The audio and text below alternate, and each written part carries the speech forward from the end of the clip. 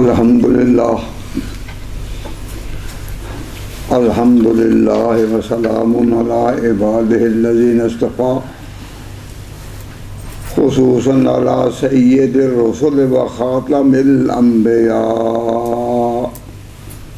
وعلی آلہ الاتقیاء و اصحاب الاصفیاء اما بعد فاعوذ باللہ من الشیطان الرجیم بسم اللہ الرحمن الرحیم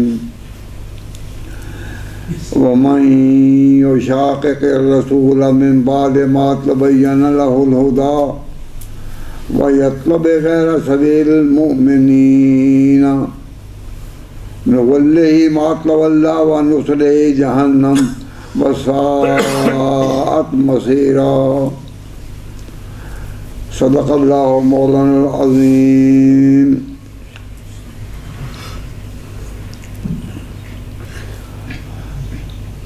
حضرات، آج ایک نیا عنوان اختیار کیا ہے۔ پچھلی دفعہ میں نے گزارش کی تھی کہ رجب کا مہینہ ہے اور یہ معراج کا مہینہ ہے۔ یہ مہینہ اس کی یاد ہے کہ جب حضور صلی اللہ علیہ وسلم کو اللہ تعالیٰ نے بے جسد انصری آسمانوں تک کی سیر کرائی، پھر عرش تک گئے، اس کا بیان ہوگا۔ لیکن آج اس بیان کو پھر مؤخر کرتے ہیں، آئندہ انشاءاللہ صحیح۔ تو آج ایک نہایت اہم بات اور وہ بڑی صدمے کی بات ہے، اور میں چاہتا تھا کہ وہ عوام میں بیان نہ ہو، علماء کی اکثریت ہو، علمی غور کرنے والے بیٹھے ہوں تو اس کے بیان میں میری مدد ہو جائے گی۔ اور آپ یہ سن کر حیران ہوں گے کہ ہوا کیا۔ ہندوستان میں ایک عالم نے قرآن پاک کو نزولی شکل میں کہ جس طرح یہ نازل ہوا اس ترتیب میں لکھنے کی کوشش کی ہے۔ قرآن کریم جب نازل ہوا حضور پر تو نازل ہوا وقت کے حالات میں، نئی نئی ضرورتیں، نئے نئے حالات، اور قرآن اترتا رہا۔ لیکن نبی پاک نے اس کو جو پڑھا وہ اس ترتیب پر پڑھا جو جبریل نے ان کو بتائی، اور اس کے مطابق حضور پڑھتے رہے۔ اور وہ قرآن ہمارے پاس جو آپ کے پاس ہے یہ وہی ہے کہ جو نبی پاک صلی اللہ علیہ وسلم نے جبریل کے بتلانے پر آپ نے پڑھا۔ اب قرآن کو نئے سرے سے جمع کرنا کہ نزول میں پہلی آیت کیا ہوتی، دوسری کو، تو یہ میرے پاس یہ کتاب آئی ہے قرآن کی ترتیب نزولی۔ تو قرآن پاک کو نزولی ترتیب پر روایات کی روشنی میں لایا گیا ہے کہ پہلے یہ نازل پھر وہ۔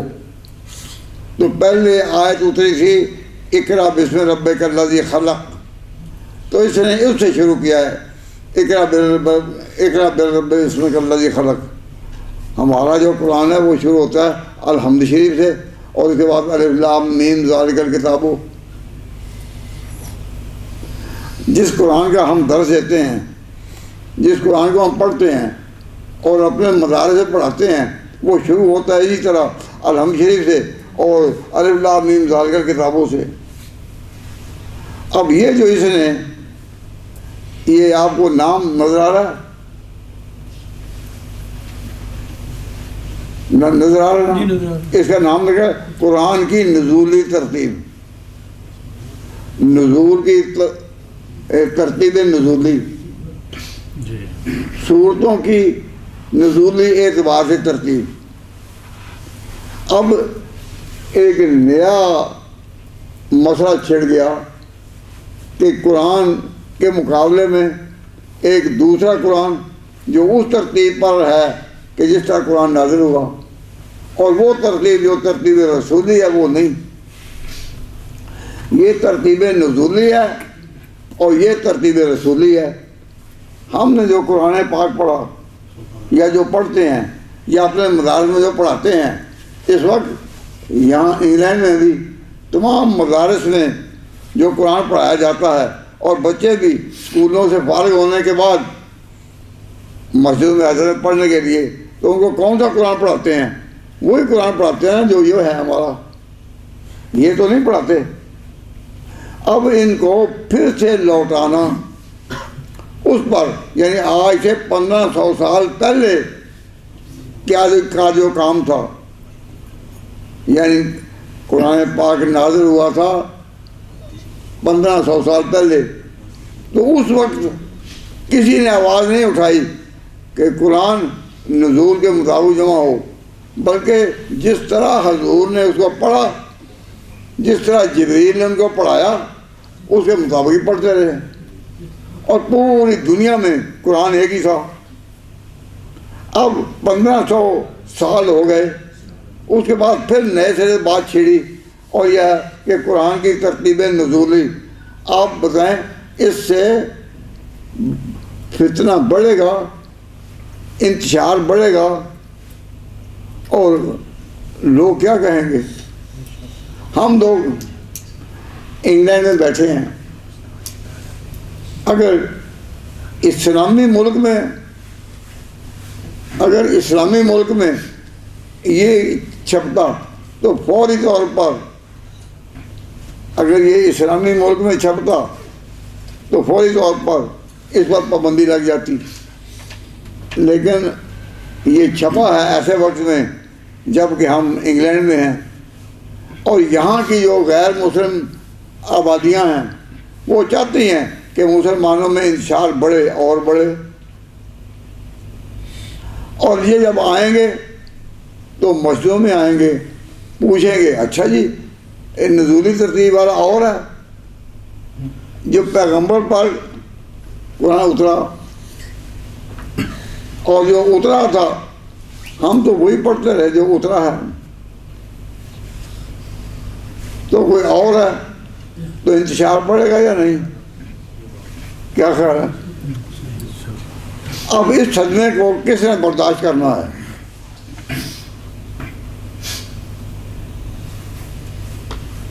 میرا سوال ہے، آج سب سے علماء حضرات زیادہ تعداد میں ہیں دوسرے ساتھیوں کی نسبت،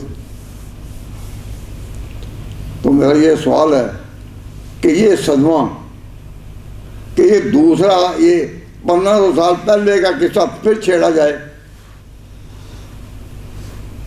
تو یہ صدمہ بہت بڑا ہے، تو یہ برداشت کس نے کرنا ہے؟ وہ برداشت کرنا ہے علماء نے، اور خاص طور پر جو علماء انگلینڈ میں ہیں یا آسٹریلیا میں ہیں یا امریکہ میں ہیں یا نیوزی لینڈ میں، ان نئے ممالک میں جو آبادیاں ہیں وہاں کے مسلمانوں کو، خاص طور پر علماء کو اس میں کام کرنا پڑے گا۔ میں نے اس مناسبت سے ایک آیت پڑھی ہے اس درس میں، تو درس آج معراج النبی پر نہیں ہوگا، آج درس ہوگا اس آیت پر، اور آپ حضرات کا فرض ہے کہ آپ اس کو سمجھنے کی کوشش کریں، یہ نہ کوشش کریں کہ یہ کوئی تاریخی بحث ہے، سمجھنے کی کوشش کریں تو اللہ مدد کرے گا آپ کی بھی، اور میں جو اس کو بیان کروں تو میری بھی کرے گا. لیکن قرآن وہی ہے جو اترا ہے، جو ترتیب نزولی کی بجائے ترتیب رسولی میں جمع ہے. ہم مسلمان اس قرآن کو پڑھتے پڑھاتے ہیں جس کا نام ہے ترتیب رسولی. اور یہ ترتیب نزولی کی بحث آج چھیڑنی یہ بہت بڑا فتنہ ہے. اب آج کے اجتماع میں میں ایک لفظ کی طرف توجہ دلاتا ہوں. ہماری شریعت میں دین کے ماخذ سے مراد ہے source of knowledge. We have to acquire knowledge from Quran, from سنہ، فرام اجماع اینڈ قیاس مجتہد. علم کے سورس کتنے ہیں؟ 4. یا علم سیکھو، دین کا علم حاصل کرو قرآن سے، یا سنت سے، یا اجماع سے، یا قیاس مجتہد سے جس کو کہتے ہیں فقہ. یہ 4 ہیں. ان میں جو تیسرا ہے اس کا نام ہے اجماع. اجماع کا معنی کیا ہے؟ آپ نے یہ لفظ تو اجماع کا لفظ آپ نے سنا ہوگا، عام سنا ہوگا. علماء جب بات کرتے ہیں، بیان کرتے ہیں تو عام بولتے ہیں لفظ اجماع کا لفظ. یہ لفظ کوئی اوپرا نہیں، لیکن اس کا لفظ اجماع اور اس کا ایک ترجمہ میں کروں گا اردو میں. وہ 2 لفظ یاد رکھیں تو انشاءاللہ مسئلہ سارا آسان ہو جائے گا. وہ لفظ ہے پہلا اجماع. اجماع کا معنی ہے امت کو ایک رکھنا. اجماع کا معنی ہے امت کو ایک رکھنا. اب آپ بیٹھیں، یہاں بیٹھے آپ گنتی کر لیں 50 کی، لیکن یہ 50 ہیں یا 1؟ اگر تو یہ 1 by 1 گنیں تو ہم کہیں گے they are 50. اور اگر سب کو ایک سمجھیں تو اس کا نام ہوگا اجماع. تو اجماع کا معنی کیا ہے؟ اجماع کا معنی ہے امت کو ایک رکھنا، جمع رکھنا، جمع کرنا. اب نبی پاک صلی اللہ علیہ وسلم نے نزول کے مطابق جو قرآن تھا وہ پڑھا نہیں، پڑھایا نہیں. حضور نے پڑھنے پڑھانے میں وہی ترتیب، arrangement of the sources and sequence of the sources اختیار کی جو جبریل نے ان کو بتائی تھی. اللہ نے نزل بالروح الامین، روح الامین اترا علی قلبک کا، اے میرے پیغمبر تیرے دل پر. تو جبریل امین حضور کے دل پر اترتا رہا، اور وہ ترتیب جو اللہ تعالیٰ کو منظور تھی اس ترتیب پر حضور پڑھتے پڑھاتے رہے، اور وہی قرآن اب تک ہمارے پاس پہنچا. 1500 سال سے وہی قرآن ہمارے پاس ہے. اسی ایک پر رکھنا یہ ہے اجماع. آپ ہوں 50 تو آپ انڈیویجولز ہیں، لیکن جب آپ اکٹھے ہوں تو آج کا نام اجماع ہے. تو اجماع کا معنی امت کو ایک رکھنا. نماز کا وقت ہو گیا ہے، امام آ گیا ہے. اب امام تو آگے کھڑا ہوگا اور باقی پیچھے اگر 1000 بھی ہوں تو وہ ایک ہوں گے یا نہیں؟ امام جب نماز پڑھا رہا ہے تو وہ ایک ہے، اس کے پیچھے اگر 1000 بھی ہوں تو وہ 1000 ہوں گے یا ایک؟ وہ 1000 نہیں ہوں گے، وہ ایک ہوں گے. اور جب نماز ہو جائے گی جب نماز ہو جائے گی تو کہیں گے اچھا جماعت ہو گئی ہے، کہتے ہیں نا جماعت ہو گئی ہے. کبھی کہتے ہیں کہ جماعتیں ہو گئی ہیں، نمازیں ہو گئی ہیں. نماز پڑھ کر جب نکلیں تو لوگ یہ نہیں پوچھتے نمازیں ہو گئی ہیں، کیا کہتے ہیں نماز ہو گئی ہے. معلوم ہوا کہ ایک نماز ہے، امام بھی ایک ہے اور پیچھے جو کھڑے ہیں وہ بھی ایک ہیں تو وہ ہزار لیکن وہ ایک ہیں. کیوں؟ وہ اکٹھے کریں گے رکوع، اکٹھے کریں گے سجدہ، اکٹھا سلام پھیریں گے تو وہ ایک ہوئے یا نہیں؟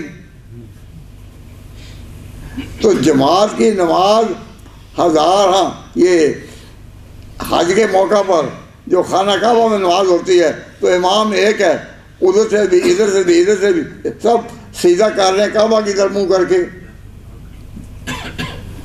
تو وہ جماعت ایک ہی ہوتی ہے. اور محاورہ بھی یہی ہے کہ نماز ہو گئی ہے، نماز معلوم ہے نماز ایک ہے. تو بات پھر نئے سرے سمجھیے کہ ہمارے دین میں علم کے ماخذ سو نالج کتنے ہیں؟ 4: قرآن، سنت، اجماع اور قیاس مجتہد. 4 ہیں. دین کا علم لینا ہو تو انہیں 4 سے ملے گا، قرآن، سنت، اجماع اور قیاس مجتہد سے. اور اس میں جو لفظ ہے نا اجماع، اس کے بارے میں نے گزارش کی کہ یہ لفظ یاد رکھیں سارے، اور جو وعدہ کرتے ہیں کہ ہم اس لفظ کو یاد رکھیں گے ہمارا ترجمہ کے ادھر ہاتھ کھڑا کریں تاکہ آپ کی ذمہ داری ہے. اجماع اس کا معنی ہے امت کو ایک رکھنا، یعنی ہر ایسی بات سے بچنا جو امت میں انتشار پیدا کرے. ایک واقعہ مجھے یاد آیا کہ انڈیا میں ایک بڑا مشہور آدمی ہوا ہے سیالکوٹ میں، ڈاکٹر اقبال. تو ڈاکٹر اقبال قادیانیوں کے بہت خلاف تھا. تو کسی نے اس کو کہا کہ ڈاکٹر صاحب آپ تو مولوی نہیں ہیں، مولوی پڑے ہوئے ہیں غلام احمد کے پیچھے، قادیانی کے پیچھے، تو آپ تو مولوی نہیں ہیں، تو آپ جو ان کے پیچھے پڑے ہوئے ہیں. تو ڈاکٹر اقبال نے بڑا عجیب جواب دیا. اس نے کہا قادیانی تحریک جو ہے اس سے امت ٹوٹتی ہے. اگر کیا کوئی نیا پیغمبر مان لیا جائے تو اس کی جو امت ہوگی وہ بھی تو نہیں ہوگی نا. یہ امت تو ہے حضور کی، لیکن اگر کوئی اور پیغمبر ہو تو اس کی امت جو بنے گی وہ امت بھی تو نہیں ہوگی نا. اور جب نہیں ہوگی تو پہلی امت تو ٹوٹ گئی نا. تو ڈاکٹر اقبال نے کہا کہ میں ان کے خلاف اس لیے ہوں کہ ان سے امت ٹوٹتی ہے، تو ہر وہ کام جس سے امت ٹوٹے اسے مسلمانوں کو بچنا چاہیے. اب میں نے یہ بیان کیا کہ امت جمع ہے اس قرآن پر جو ہمارے سامنے ہے، جس کو کہتے ہیں ترتیب رسولی. حضور نے قرآن ہی سب پڑھایا، نمازوں میں پڑھایا، اور 1500 سال سے یہی قرآن چلا آیا. یہ ہے ترتیب رسولی. اب اس کو نئے سرے سے ترتیب نزولی پر لوٹانا، یہ آج 1500 سال کے بعد انڈیا میں ایک مولوی صاحب نے کہا کہ میں اس کو اس طرح جمع کرتا ہوں، اس کا نام ہے قرآن کی ترتیب نزولی. اب مسلمانوں کو ڈال دیا اس حال میں. اب اس کو میرا خیال یہ ہے کہ اس کا انگریزی ترجمہ بھی شروع ہو چکا تھا ہوگا. ان کے جو تھیورسٹ ہیں، اورینٹلسٹ ہیں، وہ بڑی جلدی ایسی باتیں کرتے ہیں کہ جو لوگ اردو نہیں جانتے، انگریزی خواہ ہیں، ان کو یہ پڑھائیں گے اور وہ کہیں گے دیکھو اسلام میں اب بات نکلی نا کہ قرآن تو اب آیا ہے، وہ جو 1500 سال پہلے تھا وہ تو ٹھیک ہی نہیں تھا، یہ آیا ہے. اور جب یہ فتنہ پھیلے گا یہاں تو جو نیولی ایجوکیٹڈ پیپل ہیں، کوئی ڈاکٹر ہیں، کوئی بیرسٹر ہیں، کوئی آرکیٹیکٹ ہیں، نئی تعلیم رکھتے ہیں، وہ سارے کے سارے جو ہیں وہ غور سے اس کو پڑھیں گے. تو وہ اگر یہ اس کہیں کہ اب تک 1500 سال امت تو غلطی رہی، تو اس امت کو ایک رکھنا ہمارا فرض تھا کہ امت ایک ہے. اجماع کا معنی ہے امت کو ایک رکھنا. اگر یہ ٹکڑے ہوتی ہے تو اس کو بچانا اپنی طرف سے کوشش کر رہے ہیں. تو ہم اس کے بارے میں ناراضگی کا اظہار کرتے ہیں کہ یہ ہمیں پسندیدہ نہیں قرآن کی ترتیب نزولی. کیوں؟ حضور نے اس کے مطابق قرآن نمازوں میں نہیں پڑھا، اور جبریل نے حضور کے دل پر جو قرآن اتارا نزل بالروح الامین علی قلبک لتکون من المنذرین. اب میں یہ آیت جو پڑھی ایسے ترجمہ کرتا ہوں اور پھر کہوں گا کہ اجماع کا ایک اور نام بھی ہے. تو آپ نے کہنا ہے اجماع، اس کا معنی کیا ہے؟ امت کو ایک رکھنا. اور دوسرا اجماع کے لیے لفظ کیا ہے قرآن کا؟ دوسرا لفظ اس کے لیے ہے سبیل المومنین. سبیل المومنین اس کا معنی یہ کہ مسلمان جماعت کے طور پر اکٹھے جس راہ پر چل رہے ہیں اس کا سبیل المومنین. اب اجماع اسی کا نام ہے سبیل المومنین، اور اسی کا معنی ہے کہ امت کو ایک رکھنا. اب تمام مساجد ہیں اپنی اپنی، لیکن جب بھی نماز کا ٹائم ہوگا تو ہر مسجد میں مسلمان جمع ہو کر نماز ایک ہی پڑھتے ہیں. ایک امام ہوتا ہے، ایک اذان ہوتی ہے، ایک نماز ہوتی ہے، تو ایک نماز پڑھتے ہیں. تو یہ اس راہ کا نام کیا ہے؟ سبیل المومنین. تو اللہ تعالیٰ فرماتے ہیں وَمَن يُشَاقِقِ الرَّسُولَ، صفحہ وہ نکالا ہوا ہے نا آپ نے، تو آپ بھی قرآن ہی کے ان کے ساتھ جمع ہو جائیں یا قرآن آپ لے لیں. خاص طور پر علماء جو ہیں انہوں نے چونکہ اس آیت کو یاد رکھنا ہے تو وہ ذرا قرآن کی کو دیکھیں.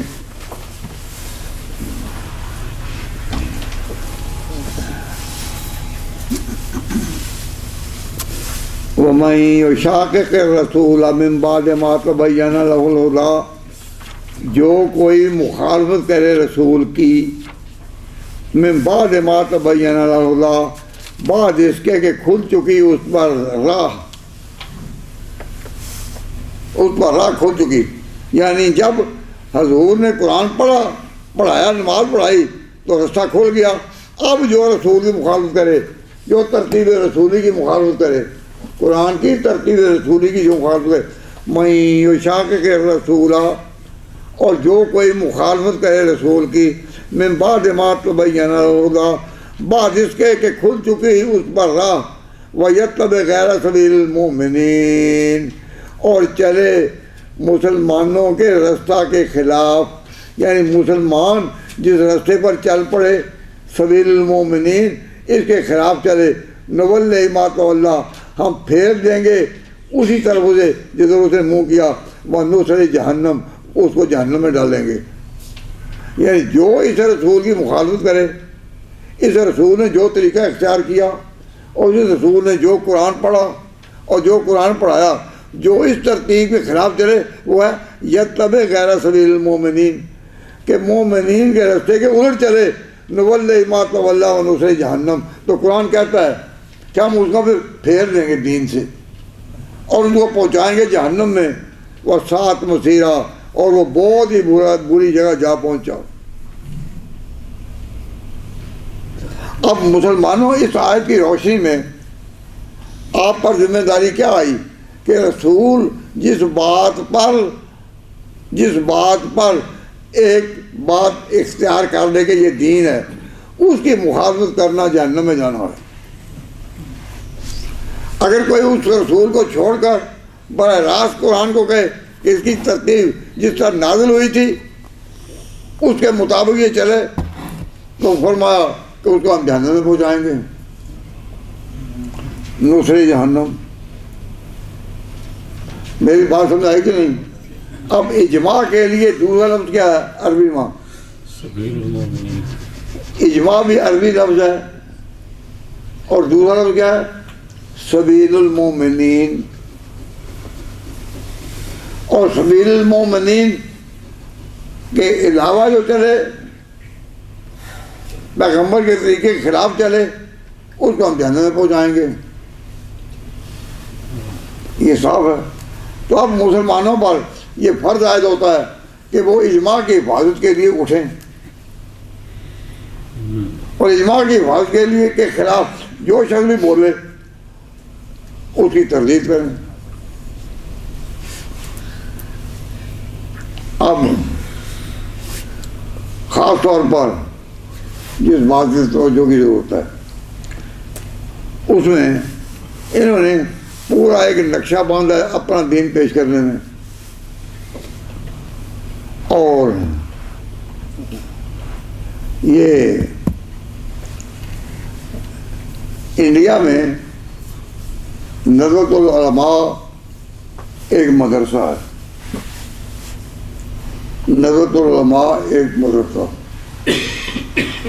اس میں ایک استاد ہیں بڑے عالم، انہوں نے یہ کتاب لکھی اور کہا کہ اس طرح قرآن نازل ہوا.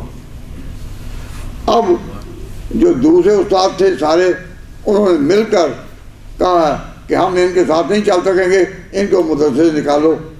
وہ تو مسئلہ ان کا ہے کہ ایک مولوی نے اجماع سے ہٹ کر، سبیل المومنین سے ہٹ کر، اس قرآن سے جو پیغمبر نے امت کو پیش کیا تھا اس سے ہٹ کر ایک لائن اختیار کی ہے.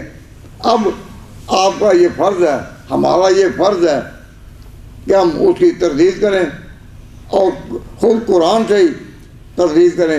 تو یہ قرآن کی آیت مل گئی کہ سبیل المومنین کے خلاف نہ چلو.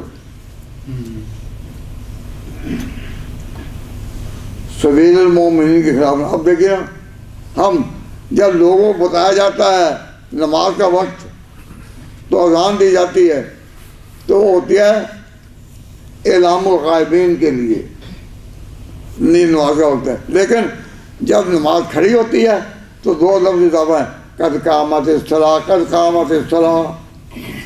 نماز کھڑی ہو گئی تو قد قامت الصلاۃ کا لفظ اضافہ کیا جاتا ہے. حضور کی نماز میں صحابہ یہی کہتے تھے کہ اذان وہاں اور قد قامت الصلاۃ، اس کا نام ہے اقامت. اب نماز اذان سے دی جائے گی یا اقامت سے؟ نماز ادا کی جائے گی اقامت سے. کیوں؟ یہ پیغمبر کا طریقہ ہے، یہ مسلمانوں کا طریقہ ہے، یہ امت کا طریقہ ہے، یہ سبیل المومنین ہے. تو سبیل المومنین کو قائم رکھنے کے لیے جو اٹھے ہیں ان کو کہتے ہیں ہماری اپنی زبان میں اہل سنت والجماعت. جو آپ فرقہ، جو طبقہ اہل سنت کہلاتا ہے، اہل سنت والجماعت اٹھے ہیں اس لیے کہ جو سبیل المومنین ہے ہم نے اسی کو لینا ہے. جب اس سبیل المومنین کو لینا ہے تو پھر کس طرح لینا ہے؟ اپنی ذمہ داریوں. اب ایک بات، وہ ایک حدیث ہے نبی پاک صلی اللہ علیہ وسلم کی، وہ میں بتاتا ہوں. حضور نے فرمایا انا والساعۃ کہاتین، کہ میں اور قیامت اس طرح ہیں. انا اس کا معنی ہے میں، انا والساعۃ اور قیامت کہاتین، وہ اشارہ بإصبعہ ہے، اشارہ کیا. اس کا معنی کیا ہے؟ اس کا معنی کیا سمجھا گیا؟ آپ میں جو اہل علم ہے وہ اس پر غور کریں کہ معنی کیا ہے. آنا میں وسعت اور قیامت کا ہاتھین انگلیوں میں، اس کا معنی کیا ہے؟ اس کا معنی یہ ہوا کہ میرے وقت میں قیامت آئے گی، میں اور قیامت اکٹھے ہیں، یعنی میں کب تک رہوں گا دنیا میں؟ جب تک قیامت نہیں آ جاتی۔ آنا وہ ساتوں کا ہاتین، میں اور قیامت اس طرح ہیں۔ اب حضور صلی اللہ علیہ وسلم کی زندگی میں قیامت آئی تو پھر کیا ہوا؟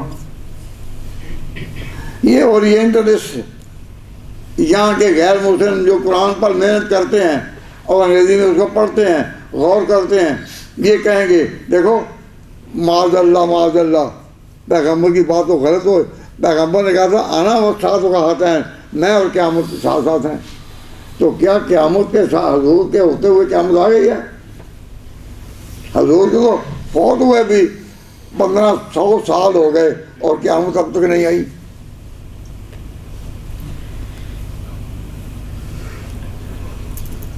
بات سمجھ آ گئی نا؟ اب یہ جو علماء حضرات ہیں ان کی خدمت میں میری گزارش ہے، میری اگلی بات یاد رکھیں کہ حضور صلی اللہ علیہ وسلم، اگلی بات میں کہنے لگا ہوں، اب تک تو میں نے یہ آیت پڑھی ہے نا، لیکن اب جو بات میں کہنے لگا ہوں ایک بات اسی پر ہم دم دیں گے انشاءاللہ۔ کیا اگلی بات یہ ہے کہ پیغمبر نے ایک امت بنائی اور اس امت کو چھوڑ کر حضور گئے نا آخرت میں، حضور کی جب وفات ہوئی تو امت بنانے کے بعد ہوئی کہ امت کے بغیر ہی چلے گئے؟ بھائی یہ توجہ کریں، یہ ذرا غور کریں۔ حضور صلی اللہ علیہ وسلم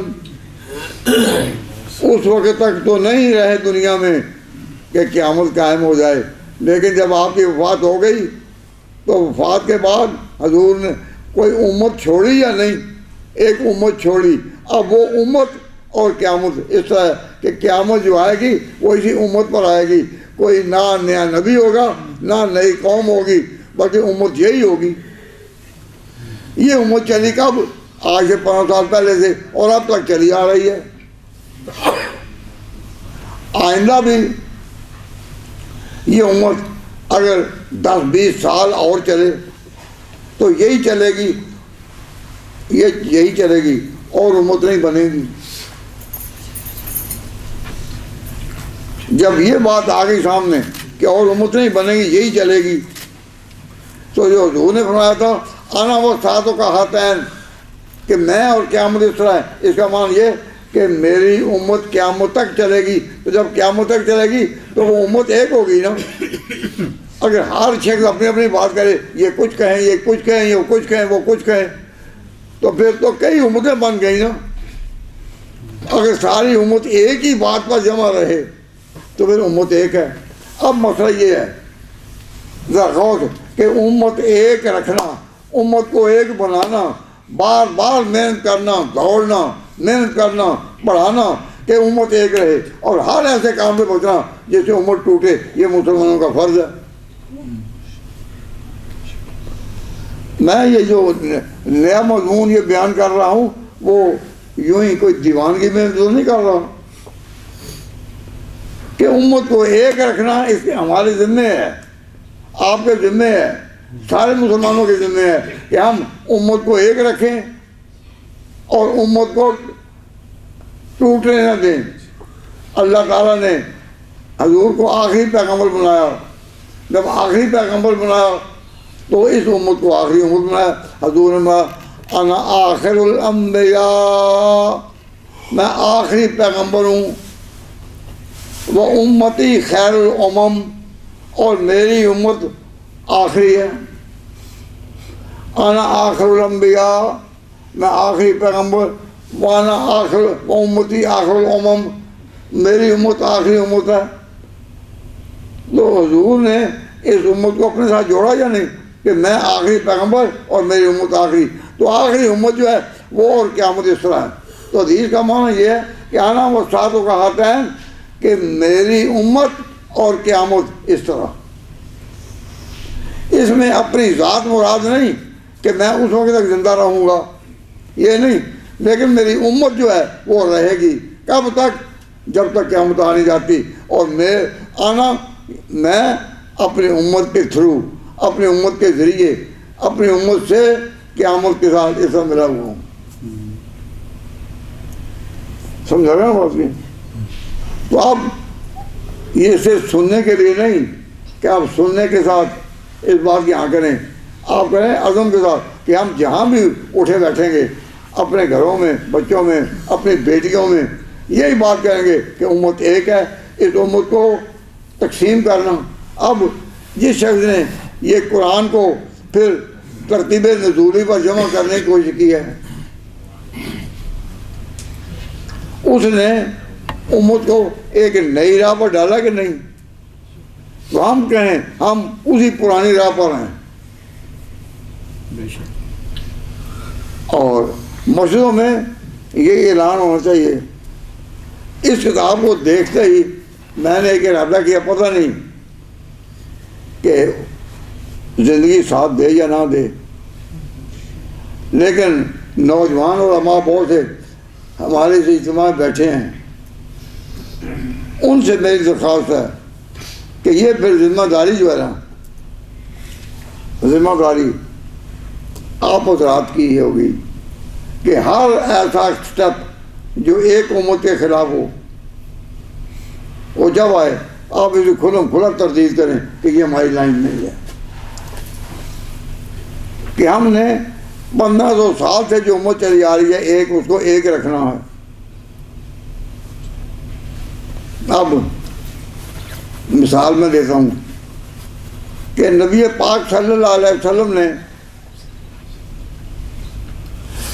تراویح صرف 3 رات پڑھائی تھی. پورا رمضان حضور نے تراویح نہیں پڑھائی، لیکن حضرت عمر نے اپنے دور خلافت میں، حضرت عمر نے اور حضرت علی نے مل کر ساری امت کو اس پر جمع کر دیا کہ سارا مہینہ تراویح ہو. حضور نے 3 رات پڑھائی، لیکن اس کی وجہ بیان کر دی کہ میں نے اس لیے اب نہیں پڑھا رہا، لیکن صحابہ پڑھتے رہے. تو جب حضور کی وفات ہو گئی، اس کے بعد جب خلافت آئی حضرت عمر کی، تو حضرت عمر نے پھر ان کو ایک جگہ جمع کر دیا. تو جب اس وقت سے لے کر اب تک تراویح یا تو کسی مسجد میں ہوتی نہیں نہ صحیح، لیکن جہاں ہوتی ہے پورا مہینہ ہوتی ہے 3 دن. بھائی دنیا میں کوئی مسجد ہے کہ جس مسجد میں 3 رات تراویح ہوتی ہو؟ نہیں. تو امت جمع کس پر حضرت عمر نے کر دی؟ پورا مہینہ پڑھنے پر، اور اب تک امت ایک چلی آ رہی ہے. تو صحابہ امت کو جس ایک لائن پر کر گئے، اب تک ہم اس کو نبھا رہے ہیں. حضور کے زمانے میں جمعہ کی 2 اذانیں نہیں ہوتی تھیں، اب جمعہ کی 2 اذانیں. ایک اذان تو ہے اعلام غائبین کے لیے، اور ایک اذان ہے انصات منصتین کے لیے. یہ کس نے کیا؟ حضرت عثمان نے. حضرت عثمان نے اپنے دور خلافت میں صحابہ کے مشورے کے ساتھ یہ کیا، اور اب تک جو طریقہ آ رہا ہے کہ جمعہ کی اذانیں 2 ہیں، تو اب تک امت اس پر قائم ہے یا نہیں؟ اب اگر کوئی اپنی مسجد میں کہ جمعہ اس طرح شروع کرے کہ اذان 1 ہو، کیا ضرور نہیں. اجماع جو ہے، اجماع اس کی ایک اصولی حیثیت ہے، بیسک پوزیشن ہے. اس امت میں اجماع کا جو لفظ ہے، کیا امت کو ایک رکھنا یہ ضروری ہے. تو اس کے خلاف ہر کوشش جو ہے اس کو مٹایا جائے گا کہ یہ نہیں، غلط ہے. تو دین وہی رہنا چاہیے کہ جو پچھڑا دے. علماء دیوبند میں یہ خصوصیت ہے کہ وہ پچھڑوں کو ساتھ لے کر چلتے ہیں، اور نزوہ کے علماء اب اس لائن پر چڑھ گئے کہ وہ امت کو چھوڑ کر چل رہے ہیں. کہ یہ نزوہ کے عالم نے جو وہاں کا ایک مدرس ہے، اور حضرت عبداللہ بن مسعود رضی اللہ عنہ سے روایت ہے کہ حضرت صلی اللہ علیہ وسلم نے فرمایا کہ جو شخص 3 رات تراویح پڑھے، 2 رات کا جو ندوہ کے ہیں بڑے بزرگ تھے، ان کا پوتا ہے، ان کا پوتا نہیں نواسا ہے ان کا. اس کو یہ بھی نہیں خیال آیا کہ میں نانا تو اتنے بڑے یعنی دیوبند میں وہ تھے ندوہ کے، لیکن وہ دیوبند میں حدیث پڑھنے آئے تھے اور حضرت مولانا اسامہ صاحب سے انہوں نے حدیث پڑھی کہ دیوبند میں دیوبند والے پچھڑوں کو ساتھ لے کر چلتے ہیں اور ندوہ والے جو ہیں وہ چھوڑ کر چل رہے ہیں. تو ہم ہر اس مدرسے سے لا تعلق ہیں کہ جو پہلوں سے چھوڑ کر چلے ہم ساتھ رہیں گے. اب یہ بات جو میں نے آپ سے گزارش کی ہے، اس کا نام ہے اجماع، اور میں نے اس کتاب کو دیکھتے ہی ارادہ کر لیا ہے اور دعا کرے اللہ تعالیٰ زندگی دے اور وہ کتاب لکھی جائے. اس کا نام رکھا ہے میں نے آثار الاجماع فی خیر البقاء. آثار الاجماع فی خیر البقاء. خیر البقاء کہتے ہیں مسجدوں کو. حضور صلی اللہ علیہ وسلم ارشاد فرمایا کہ شر البقاء منڈیاں ہیں، کاروبار کی جو منڈیاں ہیں یہ بدترین ٹکڑے ہیں زمین کے. روئے زمین کا سب سے برا حصہ کون تھا؟ منڈیاں، کاروبار کی.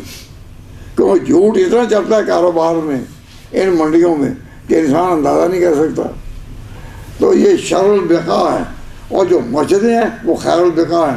اب ہماری مسجد وہ ایک مسجد ہے، چھوٹی ہے جتنی ہے آپ کے سامنے ہے، لیکن ہے یہ خیر البقاء. جو مسجد ڈیوزوری کی وہ بھی خیر البقاء میں، جو مسجد اولڈم میں وہ بھی خیر البقاء میں، جو بریڈ فورڈ میں وہ بھی خیر تمام مسجدیں خیر البقاء. تو حضور میں خیر البقاء الی اللہ مساجدہا کہ مسجد خیر البقاء ہیں. ہم نے خیر البقاء میں یہ آواز لگا دینی ہے کہ اجماع کی ایک اصولی حیثیت ہے، اور اجماع کا معنی امت کو ایک رکھنا. مسلمان وہی ہے جو دل سے چاہے کہ امت ایک رہے. جو مسلمانوں میں تفرقہ سے خوش ہو کہ اختلاف ڈالو اختلاف ڈالو اختلاف ڈالو، اللہ اس کو ہدایت دے. کسی ایسے شخص کا ساتھ نہیں دینا کہ جو امت کو توڑے. پرویز نے ساری عمر ایک مسجد قائم کی جس کا نام تھا درس قرآن. وہ قرآن کا درس دیتا، لیکن اپنے خیال میں جو سمجھتا وہ درس دیتا. عمر ٹوٹتی ہوتے، عمر ٹوٹتی تھی، وہ علیحدہ ہو گیا. اس کو کہتے ہیں کہ منکرین حدیث ہیں. یہ تو پرویز کے ماننے والے منکرین حدیث ہیں. کئی نئے نئے فتنے جو اٹھانے والے ہیں وہ منکرین حدیث ہیں. تو مرزا غلام احمد وہ بھی اٹھا اسی پر کہ امت کو توڑنا ہے. چکڑال بھی جو ہیں وہ اسی لیے پرویزی اٹھے کہ امت کو توڑنا ہے. اور اب انڈیا میں آواز لگا دی اس نے بھی کہ توڑنا ہے. تو زمانے کو سمجھو، زمانے کے حالات کو سمجھو. حضور نے فرمایا انزل الناس منازلہم کہ لوگوں کو اسی درجے میں رکھو جو ان کی منزل ہے. انزل الناس منازلہم. تو ہم آپ سے یہ اپیل کرتے ہیں کہ خدا را امت کو ایک رکھنے کی کوشش کرو، اور اجماع کا لفظ جو ہے اس کے لیے علماء کھڑے ہو جائیں. علماء کھڑے ہو جائیں ذمہ دار. ہم اجماع کے گرد حفاظت کا پہرا دیں گے اور لوگوں کو بتایا جائے کہ اسلام کے سورس کون ہیں. 4 قرآن، حدیث، اجماع اور کیا سے مجتہد. اور جو لوگ کہیں نہیں 3 ہیں. جو لوگ قرآن کا نام نہیں لیتے، قرآن کا نام نہیں لیتے اور اپنے آپ کو کہہ دیتے ہیں ہم اہل حدیث ہیں، تو بھائی تم نے قرآن کو علیحدہ کیوں کیا؟ یہ چاروں کو علیحدہ نہیں کرنا، قرآن، حدیث، اجماع اور کیا سے مجتہد. ہماری جو اصول فقہ کی کتابیں ہیں نور الانوار سے لے کر آخر تک، ان سب میں یہی ہے کہ اسلام کے ماخذ 4 ہیں: قرآن، حدیث، اجماع امت اور کیا سے مجتہد. تو دین تو بہت سادہ تھا، سادہ تھا. اس میں کوئی پیچیدگی نہیں جو میں عرض کر رہا ہوں، کوئی پیچیدگی نہیں، بشرطے کہ ہم اس میں کہانیاں نہ سنائیں کہ نام قرآن کا ہو اور درس قرآن میں اپنی کہانیاں سنائیں، یہ نہیں. یہ میں نے ڈائریکٹ آیت اس پر پڑھی، من یشاقق الرسول من بعد ما تبین له الہدی ویتبع غیر سبیل المؤمنین. تو اجماع کے لیے دوسرا لفظ آ گیا، کیا؟ سبیل المؤمنین. اور میں نے اس کی تائید کی حدیث سے کہ حضور نے جب کہا تھا کہ میں اور قیامت اس طرح ہے، تو میں سے مراد حضور کی امت ہے کہ یہ امت کب تک رہے گی؟ قیامت تک. امت ختم ہو جائے گی؟ نہ، قیامت تک رہے گی اور قیامت تک چلے گی. جب تک قیامت نہیں آ جاتی حضور کی امت جو صحیح دین کی ترجمان ہو اور صحیح میراث نبوت انہوں نے پائی ہو وہ قائم رہے گی اور باقی رہے گی. اب دیکھیے جو مسلمان یہاں آئے ہیں ان ملکوں میں، وہ آئے کاہے کے لیے ہیں؟ آئے تھے کاروبار کے لیے، آئے تھے پیسہ کمانے کے لیے، یا آئے تھے ڈگریاں حاصل کرنے کے لیے. لیکن اللہ نے ان کو جو توفیق دے دی کہ مسجدیں بناؤ اور دین کا، تو کوئی شخص ہے کہ جو مسجدوں کے لیے آیا ہو؟ جو مسجدوں کے لیے آیا کوئی نہیں. لیکن اللہ نے اپنا کام بھی لیا نا. آپ آئے اپنے کاموں کے لیے، آپ آئے پڑھنے کے لیے یا پاؤنڈ کمانے کے لیے، کاروبار کے لیے آئے، لیکن اللہ نے آپ سے اپنا کام لیا کہ ذہن میں ڈال دیا کہ مسجد بناؤ، نماز جماعت سے پڑھو، رمضان آئے تراویح پڑھو، عید آئے تو عید کرو، اور اب درسوں میں آؤ.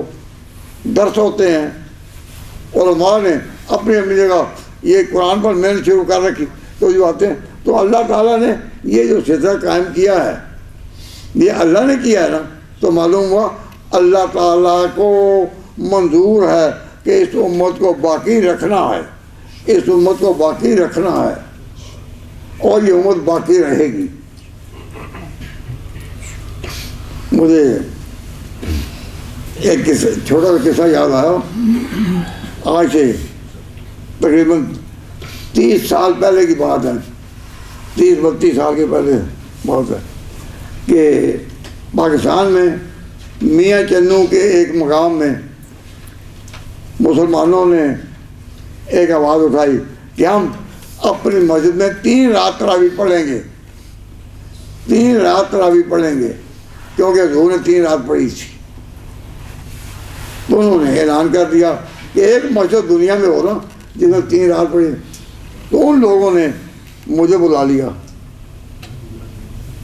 میں ان دنوں انگلینڈ آیا ہوا تھا، تو میں نے یہاں سے کہا کہ میں آؤں گا لیکن کچھ دنوں کے بعد. آپ نے اپنے انتظام کرنا ہوتا ہے نا. جو ہے میں وہاں گیا اور میں نے یہ مسئلہ سمجھایا کہ ہم امت ایک ہیں. اگر تم جب کرو گے تو ایک مسجد ہو گئی 3 مہینے میں 3 رات تراویح والی، اور 50,000 مسجدیں ہو گئیں سارا مہینہ تراویح والی. اب سارا مہینہ والی ہے، اس لائن پر تم چلو گے یا ایک ہی مسجد پر؟ پھر وہ کہنے لگے کہ پھر تو ہم امت کو توڑیں گے نہیں، شامل ہو گئے ہمارے ساتھ ہی. تو فتنہ ختم ہو گیا. لیکن اس کے لیے پورا صبر کرنا پڑا. اور ان کو کہا تو جب تک آپ اس کے لیے کوئی محنت نہیں کریں گے اور لہٰذا کہ ہم نے امت کو ایک ہی رکھنا ہے، امت کو توڑنا نہیں. اور جو مسلمانوں میں تفرقہ پھیلائے، اختلاف کی بات کرے، اس کے بارے میں نصرت جہنم. خود بخود لوگ ٹوٹ جائیں، شر پیدا ہو جائے، فتنہ پیدا ہو جائے، وہ تو اور بات ہے. لیکن جو ارادتاً مسلمانوں کو تقسیم کرے، ارادتاً تقسیم کرے، وہ غلطی پر ہے. تو میں نے آج کرنا تھا بیان معراج کا، لیکن میں نے یہ مسئلہ آپ کے سامنے امت کا جو اٹھایا ہے، اس میں جو میرے ساتھ اس مسئلے میں ہیں وہ ہاتھ کھڑا کر دیں. اے اللہ، اے اللہ، یہ تیرے پیغمبر کی امت ہے، اور یہ مسجد میں ہاتھ اٹھا کر عہد کر رہے ہیں کہ ہم اس امت کو توڑنے کے ہر موڑ سے بچائیں گے. جب کوئی ایسا مرحلہ آئے کہ امت ٹوٹ رہی ہو، ان میں انتشار پیدا ہو رہا ہو، ہم کوشش کریں گے ان کو خدا ایک رکھے اور نیک رکھے. وما علینا الا البلاغ.